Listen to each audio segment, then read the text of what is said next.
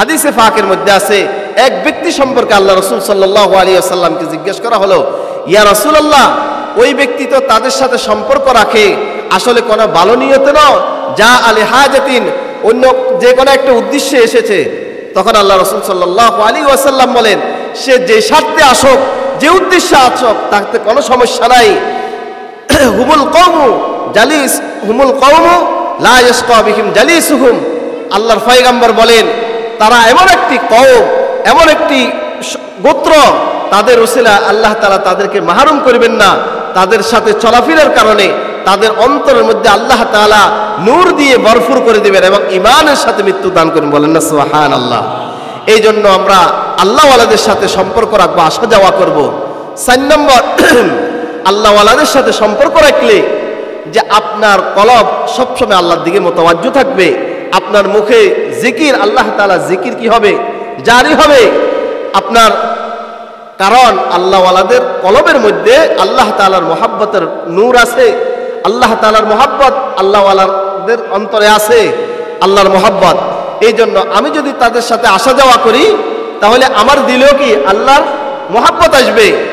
হযরত আব্দুল্লাহ ইবনে মাসউদ রাদিয়াল্লাহু তাআলা আনহুর ব্যাপারে এই কথা বর্ণিত আছে, যেই ব্যক্তি আব্দুল্লাহ ইবনে মাসউদ রাদিয়াল্লাহু তাআলা আনহুর কাছে কিছুক্ষণ সময় বসতো, তার মুখের একটা বুলি হয়ে যেত, তার মুখ দিয়ে অনায়াসে বের হতো, লা ইলাহা ইল্লাল্লাহ, লা ইলাহা ইল্লাল্লাহ, লা ইলাহা ইল্লাল্লাহ, লা ইলাহা ইল্লাল্লাহ।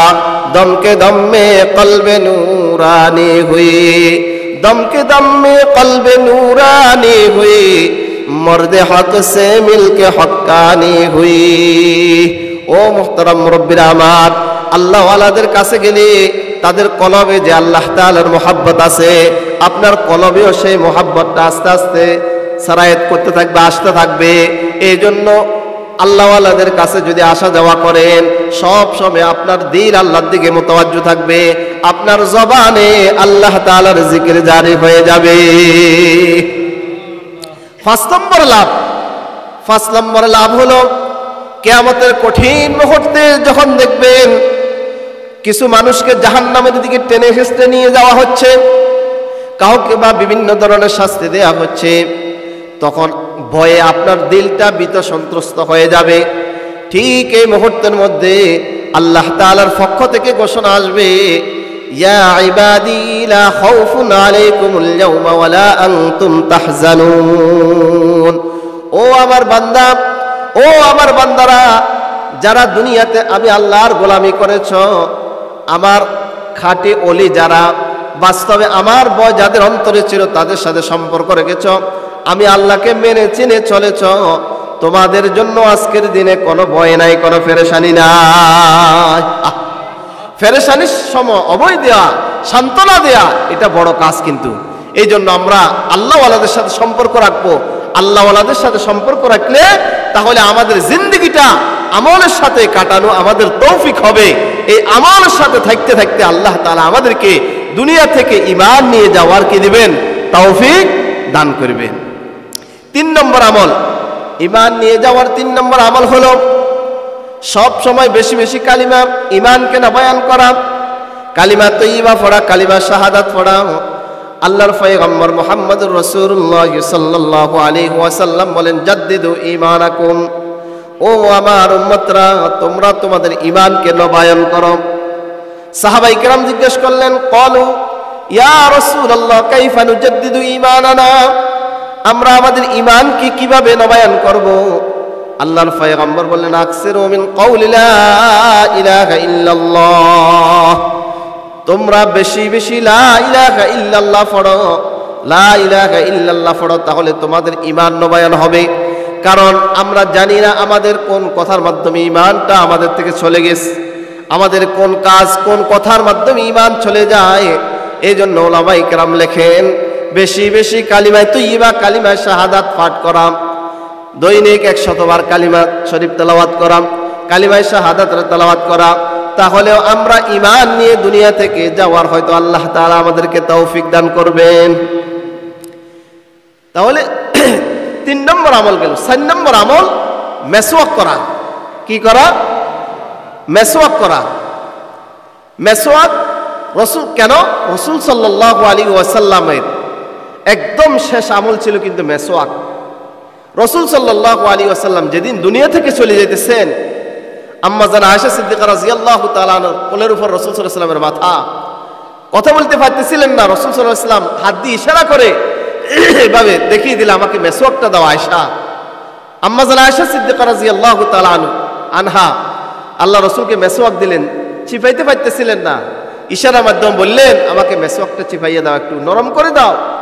আম্মা জান আয়েশা সিদ্দিকা রাদিয়াল্লাহু তাআলা আনহা মেসওয়াকটা একটু নরম করে দিলেন। এরপর রসুল সাল্লাল্লাহু আলাইহি ওয়াসাল্লাম একটু মেসওয়াক করলেন, দুনিয়া থেকে বিদায় নিয়ে গেলেন। এখান থেকে উলামায়ে কেরাম লেখেন, আমরা যদি নিয়মিত মেসওয়াক করি তাহলে এটাও হয়তো আমাকে দুনিয়া থেকে ঈমান নিয়ে যাওয়ার একটা মাধ্যম হবে। আজকে আমরা মেসওয়াকের কথা ভুলে গেছি। সবাই ব্রাশ করি, নিজের দাঁত পরিষ্কারের জন্য ব্রাশ করি, ব্রাশ করেন, সমস্যা নাই। তবে মেসওয়াক এটা রসুলের সুন্নত। এটা দাঁতের জন্য, দাঁত যেভাবে পরিষ্কার হয় এটা স্বাস্থ্যের জন্য এভাবে উপকারী, রসুলের সুন্নত। জন্য মেসওয়াকের কত গুরুত্ব হাদিসে পাকের মধ্যে আছে। মেসওয়াকের ব্যাপারে সংক্ষেপে কয়েকটি হাদিস আপনাদেরকে শুনাই। আল্লাহর পয়গম্বর বলেন, ক্বালা রাসূলুল্লাহ সাল্লাল্লাহু আলাইহি ওয়াসাল্লাম উমিরতু বিসওয়াকি হাত্তা খাশিতু আন আদরাদা। আল্লাহর পয়গম্বর বলেন, এরে আমার উম্মত, আল্লাহ তাআলার পক্ষ থেকে আমাকে মেসওয়াক করার জন্য এত বেশি আদেশ করা হয়েছে, এত বেশি আদেশ করা হয়েছে। আমার ভয় হইতেছিল মেসওয়াক করতে করতে না জানি আমার দাঁতগুলা পড়ে যায়। জিবরাইল আমিন যতবারে আসতো আল্লাহ রসুলকে বলতেন, ইয়া রাসূলুল্লাহ মেসওয়াক করেন, মেসওয়াক করেন। আরেক হাদিসের মধ্যে আল্লাহর পয়গম্বর বলেন, ক্বালা রাসূলুল্লাহ সাল্লাল্লাহু আলাইহি ওয়াসাল্লাম উমিরতু বিসওয়াকি হাত্তা খাশিতু আন ইউকতাবা আলাইহি। আল্লাহর পয়গম্বর বলেন, আমাকে মেসওয়াকের এত বেশি আদেশ করা হয়েছে, আমার ভয় হইতেছিল না জানি মেসওয়াকটা আমার উপরে ফরজ হয়ে যায়। মেসওয়াকের কত বেশি গুরুত্ব উম্মতের জন্য, মেসওয়াকটা কত বেশি জরুরি বিষয়। রাসূল সাল্লাল্লাহু আলাইহি ওয়াসাল্লাম হাদিসে পাকের মধ্যে বলেন, ক্বালা রাসূলুল্লাহ সাল্লাল্লাহু আলাইহি ওয়াসাল্লাম লাউলা আন নাশুক্কা আলা উম্মতি লা আমারতু বিসওয়াকি ইনদা কুল্লি সালাতিন ওয়া ইনদা কুল্লি ওযু। আল্লাহর পয়গম্বর বলেন, আমার যদি এই আশঙ্কা না হইতো যে আমার উম্মতের উপরে কষ্ট হয়ে যাবে, তাহলে আমি আমার প্রত্যেক উম্মতের জন্য এটা অবধারিত করে দিতাম, লাজম করে দিতাম, তারা যেন প্রত্যেক নামাজ অথবা প্রত্যেক ওযুর সাথে যেন তারা মেসওয়াক করে। প্রত্যেক নামাজ অথবা প্রত্যেক ওযুর শুরুতে যেন তারা মেসওয়াক করে। তাহলে রসুলের আশা হচ্ছে, দিলের চাহাত যে আমরা যেন বেশি বেশি মেসওয়াক করি সবসময় ওযুর সাথে, ওযুর সময় যে ওযুর পূর্বে যেন আমরা সবসময় মেসওয়াক করি, এটা হচ্ছে রসুলের মনের আশা। এই জন্য আমরা বেশি বেশি মেসওয়াক করার কি করব? চেষ্টা করব। 4 নম্বর, অনেক সময় কোনো গুরুত্বপূর্ণ বিষয় যে আব্বা আম্মা বা ওস্তাদ বারবার ছেলেদেরকে বলে, সন্তানদেরকে বলে, তখন বলে যে আর কত বলবো, অনেক বলেছি তোমাদেরকে, এই কথাটা অনেক বলেছি। রাসূল সাল্লাল্লাহু আলাইহি ওয়াসাল্লাম বলেন, আকসারতু আলাইকুম বিসওয়াক, উম্মত মেসওয়াকের ব্যাপারে অনেক বলেছি, অনেক বলেছি। মেসওয়াককে তোমরা লাজিম বানিয়ে নাও, মেসওয়াক করো বেশি বেশি, মেসওয়াক করো বেশি বেশি। 5 নম্বর কথা হলো, মেসওয়াক একজন মুসলমানের জন্য কর্তব্য, একজন মুসলমানের কর্তব্য। হাদিসে পাকের মধ্যে আছে 3টা জিনিস মুসলমানের কর্তব্য। হক্কু কুল্লি মুসলিমিন সালাসা, 3টা জিনিস প্রত্যেক মুসলমানের কর্তব্য। 1 নম্বর হলো সিওয়াক, মেসওয়াক করা। 2 নম্বর গসলু ইয়াউমিল জুমআ, জুমার দিনে গোসল করা। 3 নম্বর হলো সুগন্ধি ব্যবহার করা। তাহলে বলেন একজন মুসলমানের কয়টা জিনিস কর্তব্য? 3টা। কয়টা জিনিস? 3টা জিনিস। 1 নম্বর হলো মেসওয়াক করা, 2 নম্বর হলো শুক্রবারে জুমার দিনে গোসল করা, 3 নম্বর হলো সুগন্ধি ব্যবহার করা। মেসওয়াকের ব্যাপারে 5 নম্বর কথা হলো, শুনেন দেখেন, এক সাহাবী আম্মাজান আয়েশা সিদ্দিকা রাদিয়াল্লাহু তাআলা আনহাকে জিজ্ঞেস করে, ওগো আম্মাজান, আল্লাহ রাসূল সাল্লাল্লাহু আলাইহি ওয়াসাল্লাম ঘরে আসার পরে কোন কাজটা আগে শুরু করতেন, কোন কাজটা প্রথমে করতেন, কোন কাজ প্রথমে করতেন? দেখেন আম্মাজান আয়েশা সিদ্দিকা রাদিয়াল্লাহু তাআলা ক্বালাত বিসওয়াক, আল্লাহ রাসূল সাল্লাল্লাহু আলাইহি সাল্লাম ঘরে আসলেই সর্বপ্রথম মেসওয়াক করতেন। সুবহানাল্লাহ। মেসওয়াকের কত গুরুত্ব রাসূলের কাছে। এই মেসওয়াক কিন্তু আজকে উঠে গেছে। মেসওয়াক যে সুন্নাত সেটা আমরা ভুলে গেছি, সবাই ভুলে গেছি। এই জন্য মেসওয়াক করবেন ইনশাআল্লাহ। সব সময় ঘরে মেসওয়াক রাখবেন, নিজের পকেটে একটা মেসওয়াক যেন থাকে। ঘরে গেলে মেসওয়াক, যেহেতু রাসূলের সুন্নত, ঘরে গেলে মেসওয়াক করব, ওযু করতে মেসওয়াক করব, গোসল করতে মেসওয়াক করব, সব সময় এমনিতেই মেসওয়াক করব। আল্লাহ তাআলা সবাইকে তৌফিক দান করে, সকল বলেন আমিন। ঈমান নিয়ে দুনিয়া থেকে যাওয়ার 5 নম্বর আমল হলো কোরআন ও হাদিসে বর্ণিত কিছু দোয়া আছে ঈমান নিয়ে যাওয়ার। এগুলার অর্থ বুঝে চোখের পানি ফেলে আল্লাহর কাছে বেশি বেশি দোয়া করা। 1 নম্বর হাদিসের কিতাবের মধ্যে আসছে, আল্লাহুম্মা ইন্নী আউযু বিকা আন নুশরিকা বিকা ওয়া আনা আ'লাম ওয়া আস্তাগফিরুকা লিমা লা আ'লাম। আল্লাহুম্মা ইন্নী আউযু বিকা আন নুশরিকা বিকা ওয়া আনা আ'লাম ওয়া আস্তাগফিরুকা লিমা লা আ'লাম। আল্লাহর পয়গম্বর এভাবে দোয়া করেছেন, আল্লাহ আপনার কাছে ফানা চাই, আপনার কাছে ফানা চাই আমার ওই সমস্ত কথাবার্তা, ওই সমস্ত কাজকর্ম যেগুলার দ্বারা আপনার সাথে শিরক হয়ে গিয়েছে, এগুলা আমার জানা অবস্থায় যেগুলা হয়েছে এগুলার থেকে আপনার কাছে ফানা চাই। ওয়া আস্তাগফিরুকা লিমা লা আ'লাম। আল্লাহ আমার অজান্তে, আমার জানা মতে অজান্তে যেগুলো আপনার সাথে শিরক হয়ে গিয়েছে, আমার ঈমান চলে যাওয়ার কারণ হয়েছে, আল্লাহ এগুলা থেকে আপনার কাছে ক্ষমা চাই। আল্লাহুম্মা ইন্নী আউযু বিকা আন নুশরিকা বিকা ওয়া আনা আ'লাম ওয়া আস্তাগফিরুকা লিমা লা আ'লাম। আমরা শিখে নেব, যারা পারি আলহামদুলিল্লাহ করব, আর যারা পারি না শিখব।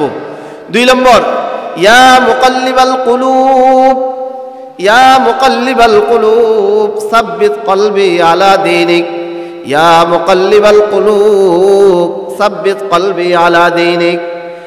ও কলবের পরিবর্তনকারী আল্লাহ, সাব্বিত কলবি আলা দীনিক, আমার কলবটা, আমার অন্তরটা দ্বীনের উপরে প্রতিষ্ঠিত রাখেন, দ্বীনের উপরে জমায়ে রাখেন।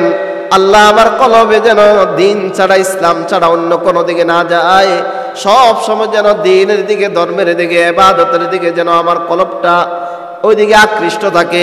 আল্লাহ আপনার ইবাদত, আপনার গোলামি ছাড়া, দ্বীন ছাড়া, ইসলাম ছাড়া অন্য দিকে যেন আমার কলবটা আকৃষ্ট যেন না হয়।